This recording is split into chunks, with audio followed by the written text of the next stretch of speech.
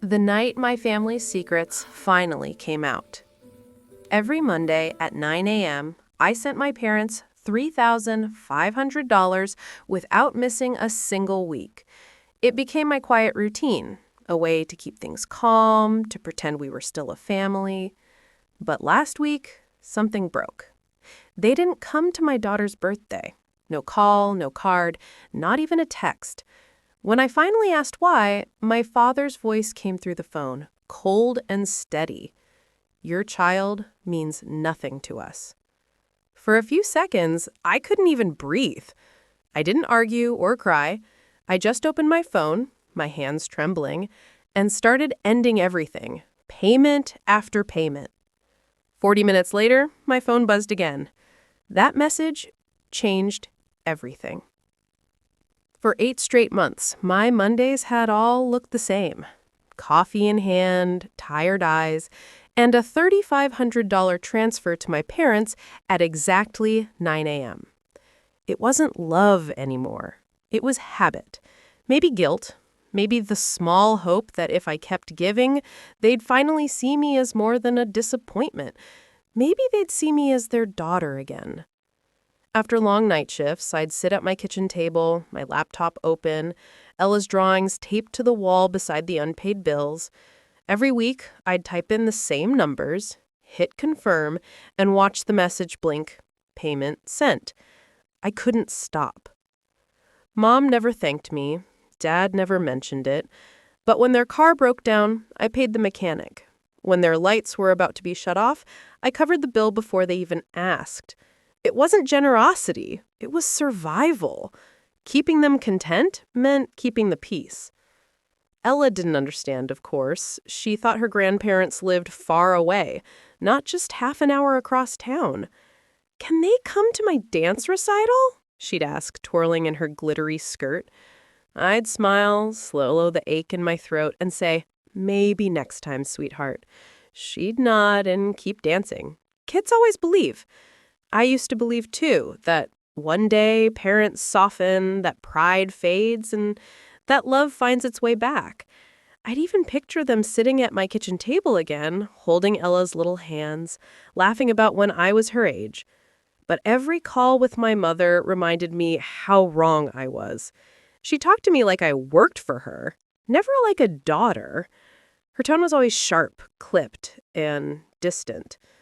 "Don't forget to send groceries this week. Your father's out of cholesterol pills." Sometimes I hear Ella in her room talking to her dolls, naming them Grandma, Grandpa, Mommy, making them hug and laugh and share cookies. Watching her made my chest tighten. She was building the kind of family she wished she had. So when her birthday came around, I wanted it to be perfect. We had balloons, streamers, lemonade and mason jars, even a used bouncy castle I found online. Ella twirled in her pink dress, her hair braided like Elsa, cheeks flushed with excitement. "Do you think they'll come this time, Mommy?" she asked, peeking through the fence as guests arrived. I smiled, swallowed the ache in my throat, and said, "Maybe, baby. Let's wait and see." But deep down, I already knew. By 3 p.m., the candles had melted into soft pink puddles, and the lemonade was warm. The yard still smelled like sugar and sunscreen, but the laughter was fading. Ella kept glancing at the gate, frosting on her fingers, her dress glowing in the sunlight. Every few minutes, she'd ask again, her voice quieter each time, "Mommy, do you think Nana and Grandpa are almost here?" I smiled the way mothers do when they're breaking inside. "Maybe, sweetheart, maybe traffic's bad." But there was no traffic, no call, no excuse, just silence. I kept the party going even after everyone left. Ella sat on the porch steps with a cupcake in her hand, her sparkly shoes swinging in the air. She stared at the road like she was waiting for hope to arrive. When the sun began to set, she whispered, "Maybe they forgot." I knelt beside her, brushing her hair from her face. "Maybe," I said softly, "but we still had fun, didn't we?" She nodded sleepily, her lashes heavy with exhaustion. That night, after putting her to bed, I sat on the couch scrolling through pictures, Ella smiling with her friends, balloons floating behind her. Each photo felt like proof that I had tried. Then I saw it, a text from Mom sent that morning. Tell Ella happy birthday from us. No call, no visit, not even punctuation at the end. I stared at it for a long time before I called them. Dad answered, sounding irritated like I had disturbed him. "What is it, Lydia?" I called quietly. "Why didn't you come today?" He sighed, full of contempt. "We didn't feel like it." "Dad," I said, my voice shaking, "Ella was waiting for you. She made you a card." There was silence. Then he said it, the words that split my world in half. "Your child means nothing to us." For a moment, all I could hear was the low hum of the fridge and the pounding in my ears. My whole body went cold. "What did you just say?" I whispered. But he didn't repeat it. He just hung up. I sat there frozen, staring at the blank wall, the phone still pressed to my ear. Behind me, Ella's drawings fluttered on the fridge, little hearts and stick figures smiling in a world that didn't exist. My hands shook as I turned the phone over and set it on the counter. "Okay," I whispered. The silence in that kitchen felt heavier than grief.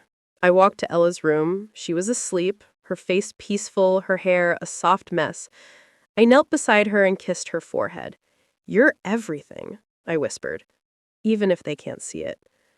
Back in the kitchen, the clock read 9:07 p.m., the same time I usually check the week's payments. Out of habit, my thumb hovered over the app before I stopped myself. Not this time. I poured the leftover lemonade down the sink, wiped the counter clean, and stood still, realizing something in me had just ended. I didn't sleep that night. I sat at the kitchen table, watching the minutes crawl past midnight, hearing his words over and over. "Your child means nothing to us." They didn't echo, they cut. Each syllable felt like a wound I couldn't stop touching. The phone still sat on the counter, dark and silent. I reached for it, not to call them, but to end the cycle. For years, I had bought peace by paying for it. Every Monday at 9 a.m., I turned guilt into a transaction. Now, I was done buying forgiveness that never existed. I opened my banking app and looked at the list of reoccurring payments. Rent, groceries, utilities, insurance, their bills. Each one had my name attached. I started deleting them one by one. Click, cancel, confirm. With every tap, my heartbeat slowed. By the time I reached the last line, automatic transfer $3,500 every Monday, I felt calm. I deleted it too. Just like that, 8 months of habit disappeared. The room was silent again. The fridge hummed, the pipes creaked, and the night pressed close. Then my phone buzzed. A text from Mom. "Can you order us dinner? Nothing fancy. Maybe Chinese. We don't have food in the house." I stared at it. 40 minutes! That's how long it took for them to notice I'd stopped paying. 40 minutes after they erased my daughter with one sentence, they were asking for takeout. My thumb hovered over the screen. I could have said something, anything, but I didn't. I locked the phone and set it face down. Instead, I walked to Ella's room. She was curled up, clutching her stuffed rabbit, Hope. I sat beside her and whispered, "Never again." That was the moment my guilt finally died. I realized I didn't owe them anything. Not money, not explanations, not another ounce of peace. My silence was enough. When I stood up, the air felt lighter. For the first time in years, I could breathe. Some betrayals don't need revenge. They need burial. And that night, I buried the version of me that believed family always meant love. The next morning, sunlight spilled across the kitchen table, like nothing had happened. But his voice still echoed. "Your child means nothing to us." It sat beneath every sound, even the hum of the fridge. Ella was still asleep. I made coffee just to have something warm to hold. Then the phone rang. An unknown number. "Ms. Lawson, this is Thomas, your parents' landlord. The rent didn't come through this month. Is everything all right?" "It's not my responsibility anymore," I said simply. "They'll need to handle it." He hesitated. They said you manage their payments. I used to, I replied steadily. Not anywhere.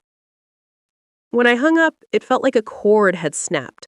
I wasn't their safety net anymore, just a woman sitting in her own kitchen, drinking cold coffee. At 10, my brother Ethan called. Lyd, Mom says you've lost your mind. I left quietly. Define lost. She said you cut them off. I did. He was silent for a moment and said, softly, good. I'm done too. I froze. What do you mean? I've been sending them money too, he admitted. Not as much as you, a few hundred here and there. I thought if we both helped, maybe they'd change. I never told me, I whispered. They never told me about you either, he said. Guess we were paying rent on the same guilt. I sank into my chair, gripping my mug. So they lied to both of us? Yeah, he said quietly. But this time, we stopped. Before I could respond, my phone lit up with a Facebook notification. The truth about our daughter, live. My stomach dropped. Don't watch it, Ethan said quickly. But I already had. The video showed my mom holding a tissue, my dad sitting stiffly beside her. We've always supported Lydia, she sniffed. But she's been telling people awful lies, saying we refuse to see her child. None of that is true. Dad leaned in. She's been forcing money on us for years. She needs help. I watched in silence, numb, until the moment I knew was coming. Dad lifted a printed photo of Ella in her pink birthday dress and said, "This child does not exist to us." My heart stopped.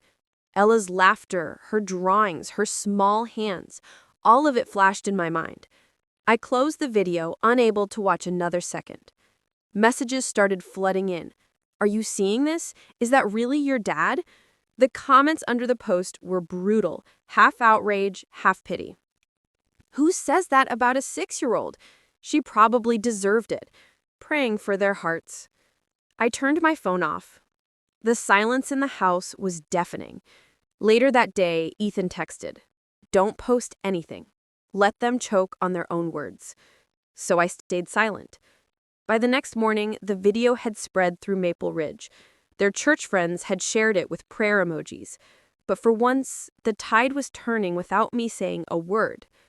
The following day, Thomas texted again. They've been asked to vacate within 30 days. I'm sorry. I didn't reply. I didn't need to.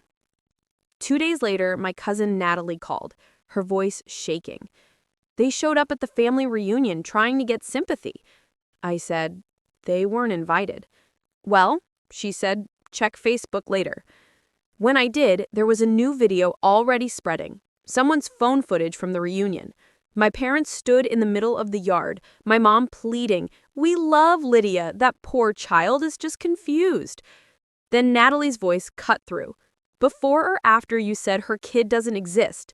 The camera turned toward her. She was holding up her phone, playing the recording of Dad's voice. "Your child means nothing to us." The crowd gasped. My mom froze. My dad's face turned pale. Uncle James stood up and said firmly, "If that's how you treat your granddaughter, you don't belong here." No one defended them. They left in silence. I watched that clip 3 times and laughed softly, not out of cruelty, but relief. Ethan called later. "You saw it?" I did. "They embarrassed themselves," he said. "Finally," I whispered. And I didn't have to lift a finger. "Sometimes the truth handles itself," he said. That night, I sat beside Ella's bed while she slept, her hand clutching her stuffed bunny. For the first time in months, my chest didn't hurt. Rain tapped against the window, and I thought about all those Mondays I wasted paying for love that never existed. I opened my laptop, looked through the old payment history, and whispered, "Not anymore." The next morning, Maple Ridge's Facebook group was full of headlines. Church couple exposed for disowning grandchild. Someone had stitched both videos together. The comments were merciless. "You can't erase your own blood. That poor little girl." Hypocrisy at its finest. By noon, their church had taken down their photos. Their landlord changed the locks. Their supporters went silent. I didn't post. I didn't celebrate. I just took Ella to the park. She drew stars on the sidewalk and said, "This one's for Uncle Ethan." The air smelled like rain and chalk dust. She laughed, and the sound was pure peace. When we got home, there was an envelope in the mailbox. Cream paper, my name written neatly. Inside was a note from Aunt Elaine. They chose pride over love. You chose your child. That's what family is supposed to be. I folded it carefully and tucked it into a drawer. That night, as I tucked Ella into bed, she asked, "Mommy, can Nana and Grandpa come next year?" I hesitated. "No, baby, they won't be coming anymore." She thought for a second and said, "That's okay. We can invite Uncle Ethan instead." I smiled. "Yeah, sweetheart, that sounds perfect." When I turned off the light, the room felt calm. Not empty, but safe. The week that followed felt lighter, like the world had finally exhaled. The endless messages and noise faded away. My parents disappeared from social media. Their church made a statement about healing, but everyone knew what that meant. I didn't feel victorious. I felt free. The kind of freedom that doesn't rush in. It just sits beside you in the morning sunlight and lets you breathe. Ella hummed up the breakfast table, spreading jelly on toast, completely unaware of the storm that had finally passed. Ethan dropped by that weekend with groceries and smiled. "You look lighter," he said. "Maybe I am," I replied. We drove to Aunt Elaine's for Sunday lunch. Lemon pie cooling on the counter, sunlight through lace curtains. She hugged Ella first, then me. "Peace looks good on you, Lydia," she said. Over lunch, she talked about boundaries, how love without respect isn't love. I listened, and for the first time, I believed it. Before we left, she handed me a small envelope. Inside was a single line written in her familiar script. "Kindness with boundaries is strength." That night, I stood at Ella's door, watching her sleep under the glow of her nightlight. For the first time in years, I didn't dread tomorrow. I didn't owe anyone peace but us. My parents had chosen pride. I chose freedom. And that quiet, steady choice, that was the loudest revenge I could ever give. If you've ever had to walk away to protect your peace, you're not alone.